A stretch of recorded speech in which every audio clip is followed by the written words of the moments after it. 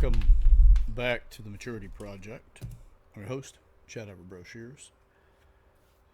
We talk about 8 different areas of maturity and ways to reposition your mind through insights, stories, things like that. It's really just this channel's just devoted to growth. Community, that's a part of the maturity areas. Um, Now, today's conversation, I'm going to make it brief. It's Halloween, by the way. Happy Halloween, everyone. Um, I just wanted to talk about frustration. Since this is 2024, it's Halloween, so that means our elections are coming up. Everybody seems to be on edge, and a portion of the country does not want one particular candidate in, and then well over the other half, I'd say, doesn't want the other one in. So we're dealing with a lot of frustration right now. Here's the thing that I see with frustration. Frustration is like gasoline. It is, you can pour it all over yourself and then just burn up. Just catch on fire, just burn up. Frustration's doing you no good. It is putting you into ashes. It's burning you alive. And then the other side of it, you can take that gas, right, that fuel, and you can put it into a container. Now that could be a vehicle to get you someplace you want to go. Something to fuel you to push through the hardships and the frustrations. The ignorance is incredibly uncomfortable when you're really seeking progress, especially when it comes to business, in my experience. But it's like that in every category. But I I find that if you have the dynamics of business where you have urgency, you have investment, you have a need for income, you have vetting of your product or your service, you have, there's so many things that, aligning and organizing something in a way that you can, get an advantage or, move your company into a more profitable or growth oriented position. Uh, there's there's a lot in that world that there's just so many things that could really cause you some stress, frustration, and then you add ignorance. You don't know something and you don't have someone to show you how to do it. That can increase your frustration. Well, that's ignorance. It can also be scary. So a lot of things that it can be. You don't know how long it takes once you get past what you know before you finally get a grasp for stability, for the progress that you're really seeking. You don't know how long it's going to take you. You have to have, and that space is where faith comes into play. And I don't mean necessarily faith as in a religious perspective, but as in you just have to have faith that's going to work out. You just have to have faith that you're going to land and you're going to keep going. But you have to use something in that void, the chasm between the last known spot where you can get over from, like, you just got to launch off that spot. You got to keep going, that momentum. You just don't have clarity about what's under you, and you kind of got enough, moving you forward. You don't know how long you're going to be airborne. You don't know how long you're going to be in that state. You don't know if you're going to come up short, if you're going to overshoot. There's a lot of things you don't know. Ignorance is that, right? It doesn't have that. It's a void. You just have to have that faith. Now, you could look at that and get really scared. You could get concerned. You can say, you know what, screw it, this isn't for me. It's too much on the line. I need to back off and go back to what I'm more familiar with. And then it sets in. So you back off. So faith will get you, keep you going. But you might need that. You're going to likely need that frustration to remind you of why you still need to push. If you think about the last time that somebody really pissed you off in business, whether it's your bosses didn't acknowledge you properly, or somebody took credit for something, or somebody's lazy and they're not doing it but you're doing your work, or you got some sort of interpersonal issues going on in the office, you don't feel like you've been promoted properly and other people have been picked over you. There's all kinds of things that can have you be really frustrated. And it's there to remind you of, you give up now, you're going to go back to that. Would you rather go back to that discomfort, borderline impossible misery, or would you rather keep facing the unknown until you finally land? Now, I'm really kind of just focusing on the business structure here and the business concepts. Oh, but we can go beyond that. We can look at this for everything. It'd be like the same thing with relationships. I'm so tired of having the relationships I've had in the past. I don't want to go through that pain ever again. You've got your reminders, you got your frustration. What the hell are you doing in the interim, though? What are you doing right now to help make the next relationship successful? You're going to have faith that it's going to be successful to some degree. You're going to have to look at, a lot of times it's, you may not know yourself very well. Or I'd actually argue and say you don't know yourself very well. And that's the reason why you date the people that you date, because you don't understand why you're attracted to them, which means you don't understand what it is about you that you're trying to get the other person to fit. And if you don't know those things, you can't put any effort into the traits that are holding that into place. And you're going to be in this cycle where, yeah, different name, different person, but still kind of the same person. You could describe that person on the phone with somebody and describe your previous partner, and you're possibly even the previous partner to that. But if they don't catch the name that's different, they would think it's the same person. There's a very high probability of that, because those are the traits that you're attracted to. Unless there's something stands out about it, right? Like maybe what they do for a living or something. But even that could be, oh, they changed jobs. It's all kinds of different things, right? We don't communicate very well, by the way. But at the same time, we also don't communicate with ourselves very well. So I've been actively working on a relationship course that addresses actually all of that, including one of my own crutches that I've had in the past. And that crutch was finding people that had higher score values on the narcissistic tests, on the narcissist's score. And I'm not clinical, by the way. I didn't go that far in psych. I decided the other direction was more desirable for me. But I still read a lot when it comes to this stuff. So, but yeah, they just had high trait values that were, I was pretty confident that they had them, and they seem to be the kind of people that I'm susceptible to. Not necessarily I'm like every person I date or have dated or narcissists, but there are several. And then there was in my business life as well. There were three people that I refer to as Judas in my business life, and they were angels in disguise. Oh, they came and made sure that the lesson that I intended to continue to avoid or not necessarily take on fully, they were there to remind me. No, it's kind of the angels for purpose. They kept showing up to go, you're on the wrong path. You're on the wrong path, Chad. Get out of this. You're out of this path. And if I was reluctant to get out, I got kicked out, right? Or something happened, and the environment became too hostile for me to continue. When I say hostile, I have a very high capacity for conflict resolution and ability to navigate. I'm not saying that. It was produced and created to be hostile behind my back by people that were in those trait values and what could be very well clinically diagnosed as narcissists. They're weaknesses for me. At least they were.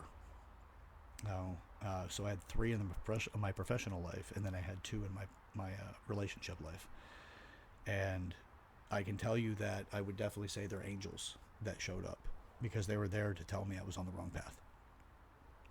So sure, there was a lot of frustration, and I could have sat around and dealt with that frustration and burnt myself alive, going, this is too much pain, this sucks, this is horrible, I don't ever want to go through this again.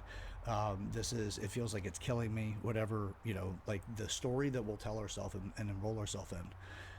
I could have easily have stuck with that. But instead, I took that frustration and put it into a vehicle so that I would say, hey, I'm going somewhere with this. That upset, that pain, those challenges are fueling my efforts to mature in this area. So instead of being stuck in the method of the common method that people go through, which is complain about what happened to you, enroll other people in the fact that you went through something really unfortunate or tragic, and just reap the reward of pity that comes with that, or the support that comes with, well, that really is unfortunate. You seem like such a great person. The reinforcing of your trait values that you like yourself, or you may not necessarily give too much value to, but somebody else at that time brings it up, and you're like, oh hell, this is great. I feel validated, and something matters for me now, and that could be the reward enough to be stuck in that cycle. Instead, I'm like, no, I'm not doing it. I'm going to continue to use this as my reason to get the hell, to grow up. Why do I have this problem? Why is it reoccurring? It's me, it's not these people on the outside. If I blame a single person outside of me, I take away my opportunity for growth. Why the hell would I do that? So that's how I look at it. Now, it doesn't mean that I've never had that. I've never gone the other route. I am just actively choosing not to when those things come up now. And I have been choosing not to for a little while now. And it has been significantly beneficial for me. It has also helped me surface methods to use to help prevent people with those narcissistic traits that are more than tolerable on the low end, if you will, where they may only have a couple of point values or slight values in that chart. If you're not familiar with, there's traits that you can look up online to actually, you could even give yourself a self-test to find out where you score in with it, and that's what they use to actually diagnose people with narcissism. That's a narcissistic personality disorder, NPD. Anyway, so there's really interesting ways, and they're real simple, to help prevent you, to help keep those people out of your life. I had to go through the frustration. I had to go through the upset. I had to continue to choose not to burn myself alive with what was going on, and use that in a vehicle to get myself from that and to grow, develop, to mature. So it's not something that's that easy in the beginning, especially specifically when you have the mechanism that's used to cope with these challenges. You very well might just drift off, and perfect timing, right? Like, just dramatic effect. But you might just drift off and not realize what's available for you to grow. So, all right, choose to do something with that frustration. Don't let it burn you alive. If it needs to turn you to ash, that just means you're too attached to something that you're unwilling to take action to develop or to grow away from. And it's just got too much of a reward to stay there. And it might be that the ignorance is too frightening. The ignorance is the unknown. That's really the simplicity of it.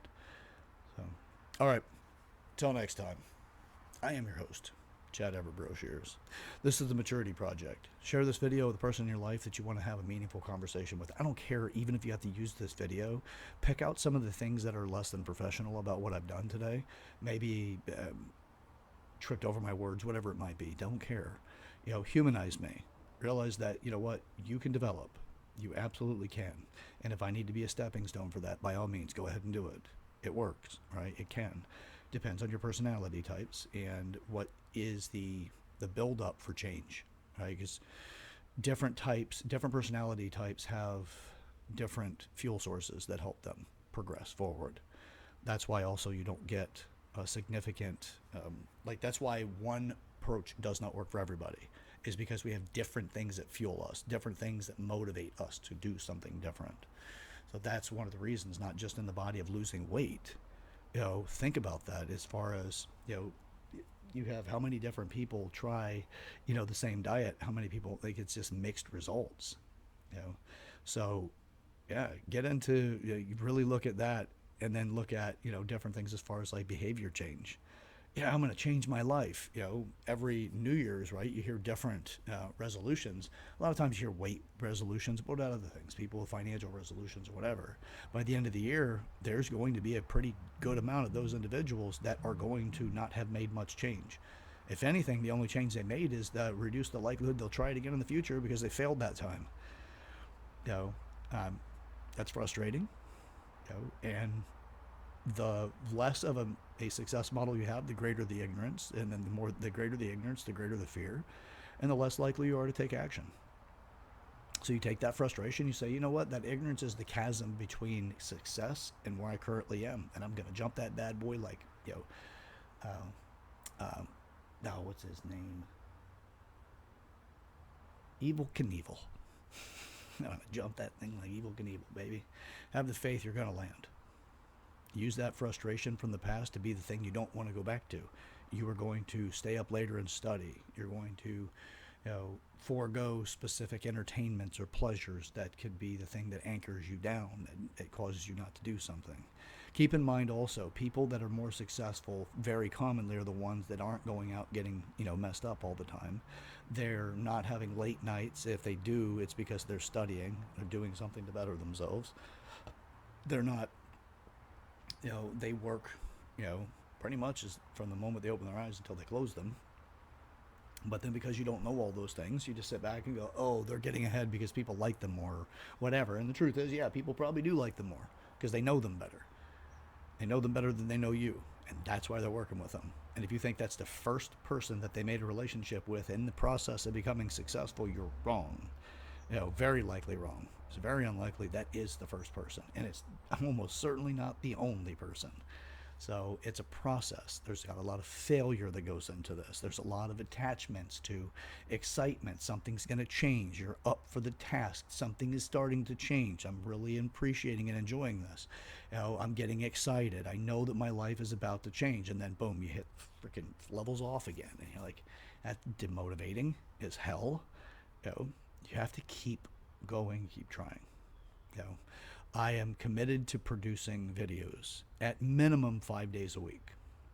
Right now, I am averaging, actually after the storms and all that, I'm probably averaging something closer to 6 a week.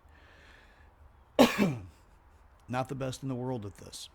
I've got a lot to learn. I'm actively pursuing that. Read every night. I spend all day learning something constantly. And I am realigning the areas of interest so that I am consuming a significant degree enough to create the kind of traction that needs to be made in order to see that the success model is sound. And then I can start to deviate some of that attention into the areas that are just my areas of curiosity. It takes something. You got a lot of failure ahead of you. You got a lot of relationships you'll start that they disappear on you. They may betray you. There's all kinds of stuff. It's going to happen.